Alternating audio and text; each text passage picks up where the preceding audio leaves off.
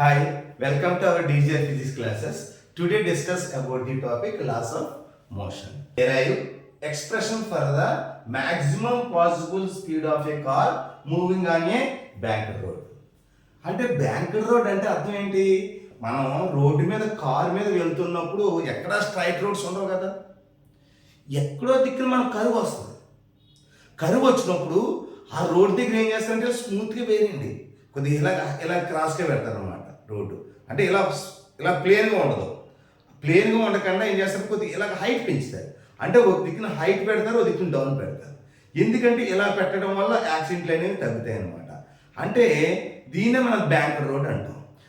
ఈ మలుపు వచ్చినప్పుడు అక్కడ మినిమం స్పీడ్ ఎంత మెయింటైన్ చేయాలి కారు. ఓకే, అక్కడ మనం ఆ మలుపులో మనం ఎటువంటి యాక్సిడెంట్లు అవ్వకుండా స్మూత్గా సేఫ్గా వెళ్ళాలంటే మనం మినిమం ఎంత స్పీడ్ మెయింటైన్ చేయాలి ఆ కార్కి, ఆ వాల్యూ అంతా మనం ఫైండ్ అవుట్ చేద్దాం. ఓకేనండి, చూద్దాం. ఫస్ట్ ఏంటంటే let us consider A car moving on a bank road. Bank road, ఈ బ్యాంక్ రోడ్ మీద ఒక కార్ ఉందనుకుందాం. This is the car, this is the car. Okay, ఈ కార్ ఎలా ఉన్నప్పుడు వెయిట్ అంటే కార్ అనేది ఒక బ్యాంక్ రోడ్ మీద ఉంది హైట్లో. సో మనకి వెయిట్ అంటే normal force acts vertical upwards. కార్కి అప్వర్డ్స్ ఉన్న ఫోర్స్ నార్మల్ ఫోర్స్ అంటాం. The weight acts vertically downwards. ఈ కార్కి డౌన్వర్డ్స్లో వెయిట్ ఉంటుంది, అది అంతమ్మా ఎంజీ. కారు స్మూత్గా వెళ్ళాలి ఈ రోడ్డు మీద మలుపులో పడిపోకుండా. అంటే స్మూత్గా వెళ్ళాలంటే నువ్వు మినిమం ఎంత స్పీడ్ మెయింటైన్ చేయాలి ఆ కారు. ఓకే, ఈ టర్నింగ్ వచ్చినప్పుడు ఒక మినిమం స్పీడ్ మెయింటైన్ చేస్తాం. ఆ స్పీడ్ అంతా. సో ఇక్కడ మనకి ఈ నార్మల్ ఫోర్స్ ఇలా యాక్ట్ చేస్తే వెయిట్ అండ్ డౌన్వర్డ్స్కి యాక్ట్ చేస్తుంది. ఓకే, ఇంక్లైన్ ప్లేన్కి ఈ ప్లేన్ సర్ఫేస్కి ఇంక్లినేషన్ అంతా థీటా అయితే దీని మీద కార్ ఉంది. ఆ కార్ మీద యాక్ట్ చేసే నార్మల్ ఫోర్స్ అప్వర్డ్స్ ఉంటుంది, weight acts vertically downwards. So normal force can be resolved into two rectangular components. So this is the one of the component, another component. And this angle is theta, this angle is theta. అంటే ఇక్కడ angle ఎంత చేస్తుందో incline plane ఈ normal కి vertical కి మధ్యలో angle కూడా అంతే ఉంటుందండి. సో మనకి ఈ కాంపోనెంట్ ఏమవుతుంది, మనకి n cos theta. ఈ కాంపోనెంట్ ఏమవుతుంది, n sin theta. అంటే n can be resolve into two components, n cos theta, n sin theta. అంటే దీనికి అంటే ఈ కార్కి నార్మల్ ఫోర్స్ అనేది ఎలా యాక్ట్ చేస్తుంది, వెర్టికల్గా యాక్ట్ చేస్తుంది. హారిజాంటల్గా యాక్ట్ చేసే normal force n sin theta, వెర్టికల్గా యాక్ట్ చేసే normal force n cos theta. మళ్ళీ ఈ రెండింటికి మధ్యలో ఫోర్స్ ఉంటుంది. దేనికి ఈ కార్కి, ఈ సర్ఫేస్కి, రోడ్డుకి. ఓకే, ఆ రోడ్డుకి సర్ఫేస్కి మధ్య సపోజ్ ఫర్ ఎగ్జాంపుల్గా ఇది ఎలా ఉందనుకుందాం, ఇది ఇంక్లైన్ ప్లేన్ అనుకుందాం, ఇది కార్ అనుకుందాం. ఓకే, ఈ కార్ కదా, కార్ వీల్ అనుకోండి, కార్కి మధ్య ఫ్రిక్షన్ ఫోర్స్ ఎలా ఉంటుంది అన్నమాట. ఇది ఎఫ్. ఓకే, ఇది ఎఫ్ అండి. ఎఫ్ కాబట్టి నువ్వు ఇప్పుడు నార్మల్ ఫోర్స్ వెయిట్ ఎలా యాక్ట్ చేస్తుంది కదా, అంటే force can be resolve into two rectangular components. అప్పుడు ఈ యాంగిల్ ఎంత చేస్తుందో అప్పుడు ఈ ఫోర్స్కి అంత యాంగిల్ చేస్తుంది అనమాట. అప్పుడు ఈ కాంపోనెంట్ ఏమవుతుంది మనకి ఇక్కడ angle theta with horizontal. So మనకి this component is f cos theta, this component is f sin theta. అప్పుడు ఇంకో కాంపోనెంట్ ఉంది, ఇక్కడ ఫోర్స్ ఉంది, f cos theta ఉంటుంది, n sin theta ఉంటుంది, అంటే n sin theta. అలాగే ఇక్కడ ఏం ఫోర్స్ ఉంది, ఇక్కడ n sin theta ఉంటే n sin theta ఇక్కడ ఇలా ఉంది, అంటే ఇది n cos theta. ఇంకా వెయిట్ ఇలాగ ఎంత వస్తుంది, డౌన్వర్డ్స్, mg డౌన్వర్డ్స్. అంటే ఎన్ని ఫోర్స్ ఉన్నాయి మొత్తం, కార్ వెయిట్ వల్ల నార్మల్ ఫోర్స్, కార్ ఎన్ని ఫోర్స్ ఉన్నాయి మొత్తం, టూ ఫోర్స్ ఉన్నాయి, normal forces and frictional force. అంటే కార్ వల్ల వచ్చే వెయిట్ n cos theta వెర్టికల్గా ఉన్న వెయిట్, కార్ వల్ల వచ్చే నార్మల్ ఫోర్స్ ఎంత, నార్మల్ అంటే ఏంటి, కార్ ఎలా ఉంది కింద యాక్ట్ చేసే రోడ్డు మీద ఉంది, నార్మల్ ఫోర్స్ ఎప్పుడు కూడా పెర్పెండిక్యులర్ డైరెక్షన్ ఉంటుంది. ఇప్పుడు ఈ పెన్ ఉంది, ఈ పెన్ ఎలా ఉంది అనుకో, normal force acts this direction. ఓకేనమ్మా, అదే పెన్ ఎలా ఉంది సర్ఫేస్ మీద, normal force acts this direction. అంటే ఫోర్స్ ఎప్పుడు కూడా పెర్పెండిక్యులర్ ఉంటుంది, నార్మల్ ఫోర్స్ అనేది ఎప్పుడు కూడా సర్ఫేస్కి పెర్పెండిక్యులర్గా ఉంటుంది అనమాట. ఓకేనండి, అంటే చూడండి, అంటే ఇక్కడ ఎన్ని ఫోర్సెస్ ఉన్నాయి, ఇక్కడ మనకి టూ ఫోర్సెస్ ఉన్నాయి.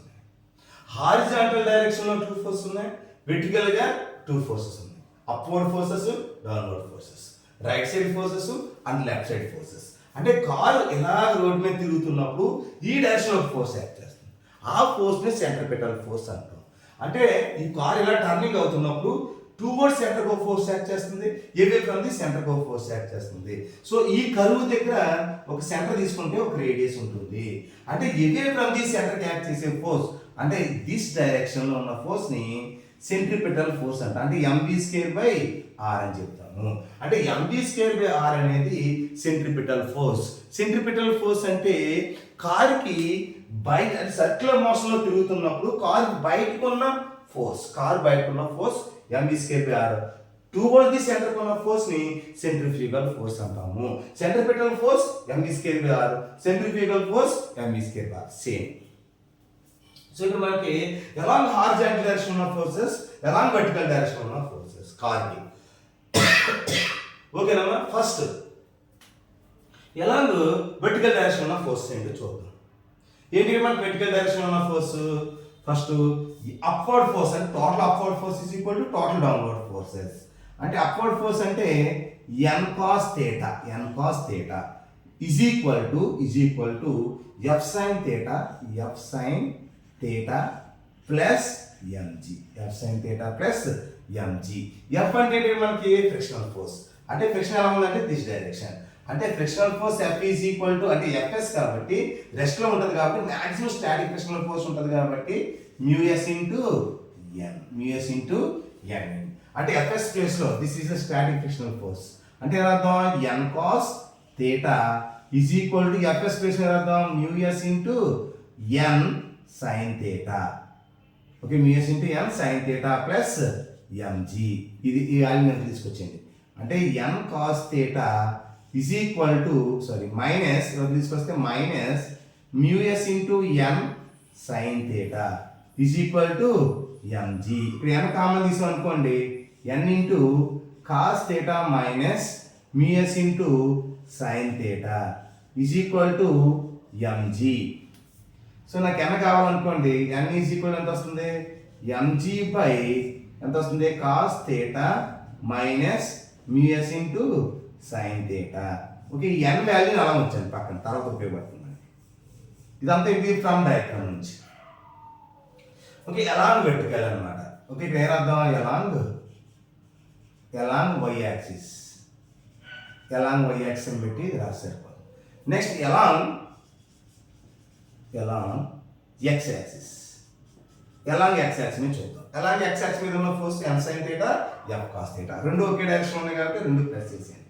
అంటే n sin θ plus f cos θ away from the center ఉన్న ఫోర్స్ ఎంత? mv²/r అన్నమాట. సో ఇక్కడ f అంటే ఎంత తెలుసు మీకు? f అంటే μs ఇంటూ n. అంటే n sin θ plus f place లో μs ఇంటూ n పెట్టండి. అంటే μs into n cos θ is equal to mv²/r. Okay, f అంటే μs ఇంటూ n అన్నమాట. లేకపోతే ఇక్కడ fs పెట్టుకోండి. స్టాటిక్ ఫ్రిక్షనల్ ఫోర్స్ కదా. అంటే స్టాటిక్ ఫ్రిక్షనల్ ఫోర్స్ అంటే రెస్ట్ లో వచ్చేస్తుంది ఆల్మోస్ట్. అంటే రెస్ట్ లో ఉన్నదే స్టాటిక్ ఫ్రిక్షనల్ ఫోర్స్, మోషన్ లో ఉంటే kinetic frictional force, wheel rotate అవుతే రోలింగ్ ఫ్రిక్షనల్ ఫోర్స్ అంటాం. ఓకేనండి. ఇప్పుడు దీని ఈక్వేషన్ 1 అనుకోండి. ఓకే, ఇప్పుడు మనకి n వాల్యూ ఉంది కదా. n value substitute in equation 1 లో రాద్దాం. ఓకే, ఈ వాల్యూని తీసుకొచ్చి ఇక్కడ రాసేద్దాం. ఆ వాల్యూ ఏంటి? mg by cos θ minus μs into sin θ అనమాట. ఓకే అండి. ఒక్కసారి నేను బోర్డు మీద ఎలా రాస్తున్నానో యాస్టీజీ ఎగ్జామ్లో అలా రాస్తే సరిపోతుంది. n value substitute in equation 1 రాసాం కదా. ఇప్పుడు ఈ ఈక్వేషన్ 1లో ఈ వాల్యూని రాద్దాం. అప్పుడు ఎంత? n ప్లేస్లో ఇది రాసేయండి. ఓకే, n ప్లేస్లో ఈ వాల్యూ రాసేయండి. n ప్లేస్లో mg by cos θ minus μs into sin θ రాసేసి mgని కామన్ తీసేయండి సరిపోతుంది. ఓకే, అప్పుడు ఎలా రాసి దీన్ని ఈక్వేషన్ని n ప్లేస్లో రాసేద్దాం ఫస్ట్.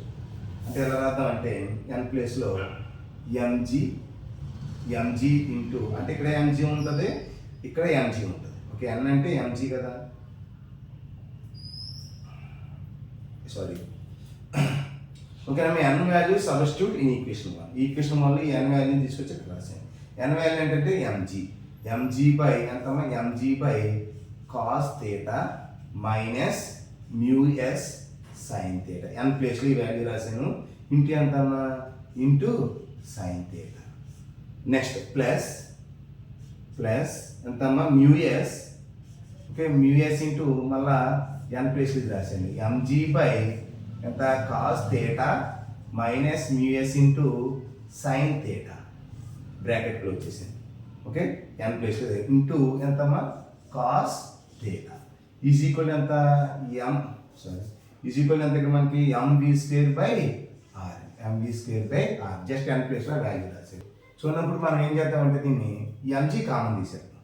mg కామన్ తీసేస్తే ఇంకేముంటుంది ఇక్కడ మనకి sine theta plus mu s cos theta by ఇక్కడ ఏం చేద్దాం, cos theta minus mu s into sine theta is equal to ఎంతండి, mv స్క్వేర్ బై r. ఎక్కువ ఉన్నది నేను యాస్టిక్గా రాశాను జస్ట్. ఓకేనమ్మా, దీన్ని ఎలా రాసాను సింపుల్గా. Okay, mg by cos theta minus mu s sine theta రాసిన ప్రాబ్లం లేదు. నాకు ఈక్వేషన్ కన్వర్షన్ కోసం ఇలా రాసాను అంతే జస్ట్. ఇక్కడ ఏం చేస్తానంటే న్యూమరేటర్లో డినామినేటర్లో ఇక్కడ కాస్ థీటా కామన్ తీసుకుంటున్నాను, ఇక్కడ. Okay, mg into cos theta common తీసుకున్నాను అనుకోండి. సో కాస్ థీటా కామన్ తెద్దాం.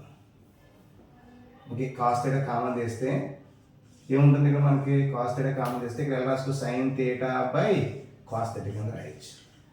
ఓకే, ఇక్కడ కాస్ థీటా కామన్ తీసేస్తే sign theta by cos theta, అంటే కాస్ థీటా క్యాన్సిల్ అయ్యి మళ్ళీ ఇదే రావాలి. ఓకే, ప్లస్ ఇక్కడ ఏం కామన్ తీసంటే కాస్ థీటా కామన్ అయితే ఇక్కడ ఏం చేద్దామంటే ఈ ఈక్వేషన్లో కాస్ థీటా కామన్ చేద్దాం. కాస్ థీటా కామన్ తీస్తే sign theta by cos theta కింద రాసుకొస్తుంది. ఎందుకంటే కాస్ థీటా క్యాన్సిల్ అయిపోతే మళ్ళీ సైన్ థీటా వస్తుంది. సో ఇక్కడ మనకి ఎంత వస్తుంది, మ్యూఎస్ మిగులుతుంది. కాస్ థీటా కామన్ తీసాం కదా, బై ఎంత వస్తుంది, ఇక్కడ కూడా కాస్ థీటా కామన్ తీసింది. కాస్ థీటా కామన్ చేస్తే ఎంత వస్తుంది, ఇక్కడ 1 మైనస్ ఇక్కడ mu s into sine theta by cos theta వస్తుంది. Okay, is equal to same mv square by r వస్తుంది అన్నమాట. సో ఇక్కడ మనకి mg అలా ఉండేసాం అనుకోండి. ఓకే, కాస్ థీటా రెండు క్యాన్సిల్ చేసేసింది డినామినేటర్లో న్యూమరేటర్లో.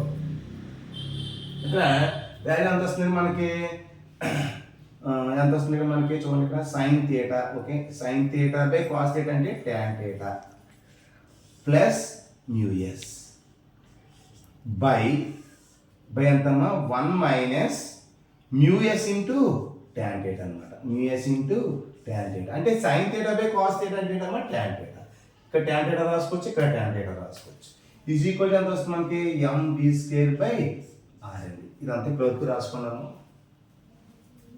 ఓకే, చూడండి దీని తర్వాత మనం ఏం రాయొచ్చు, ఇక్కడ చూడండి left side m right side ఏమో క్యాన్సిల్ చేసేస్తే ఇంకేముంటుంది మనకి ఇక్కడ g ఇంటూ ఎంత మిగులుతుంది, tan theta minus mu s by ఇంకేం మిగిలింది చూడండి డినామినేటర్లో 1 minus mu s into tan theta. Okay, is equal to ఎంత, v స్క్వేర్ బై r. దీన్ని క్రాస్ మల్టిప్లికేషన్ చేసి చేస్తే ఇక్కడ r ఎక్కడికి వచ్చేస్తుంది అంటే v square is equal to rg into tan theta minus mu s by ఎంతండి, 1 మైనస్ మ్యూఎస్ ట్యాన్ థీటా అనమాట. అంటే మనకి v కావాలనుకోండి, v is equal to square ఎంత తీసుకొచ్చింది అంటే root over rg into tan theta minus mu s by 1 minus mu s into tan theta. Curve వచ్చినప్పుడు మనకి ఎటువంటి యాక్సిడెంట్లు అవ్వకుండా మినిమం ఎంత స్పీడ్ మెయింటైన్ చేయాలంటే rg into tan theta minus mu s by 1 minus mu s into tan theta. Okay, అంటే ఆ minimum speed ఇది అప్లై చేస్తే సేఫ్గా మనం రీచ్ అవ్వచ్చు అన్నమాట ఆ కర్వ్ని. ఓకే, ఒకవేళ మనకి in the absence of friction ఎటువంటి ఫ్రిక్షన్ లేదనుకోండి, అంటే ఆబ్సెన్స్ ఆఫ్ ఫ్రిక్షన్ అంటే మ్యూ వాల్యూ 0. ఒకవేళ ఫ్రిక్షన్ సర్ఫేస్ కిని అంటే ఆ వీల్ కిని కింద సర్ఫేస్ కిని మధ్య ఫ్రిక్షనల్ ఫోర్స్ అంటే కోఎఫిషియంట్ ఆఫ్ ఫ్రిక్షనల్ ఫోర్స్ 0 అయితే వెలాసిటీ ఎంత ఉంటుంది మనకి v ఈజ్ ఈక్వల్ టు అంటే మ్యూఎస్ ప్లేస్లో 0 పెట్టండి, మ్యూఎస్ ప్లేస్లో 0 పెట్టండి. ఓకే, కాబట్టి ఈ వాల్యూ అంతా 0 అయిపోతుంది. అంటే ఫైనల్గా ఎంత వస్తుంది మనకి √RG ఇంటూ ఎంత వస్తుంది ఇక్కడ tan θ, RG ఇంటూ tan θ. ఈ ఫార్ములా ఎప్పుడు యూజ్ చేస్తాం మనం? కారుకి అదే కారు యొక్క వీల్స్ కి సర్ఫేస్ కి మధ్యలో ఫ్రిక్షనల్ ఫోర్స్ లేకపోతే న్యూ వాల్యూ 0 అయితే మినిమం స్పీడ్ ఎంత మెయింటైన్ చేయాలంటే అది మెయింటైన్ చేయాలి. ఒకవేళ మనకి వీల్స్ కి కింద రోడ్డుకి మధ్యలో ఫ్రిక్షనల్ ఫోర్స్ ఇచ్చారు అనుకోండి న్యూ వాల్యూ, అప్పుడు మనం ఈ ఫార్ములా అప్లై చేయాలన్నమాట.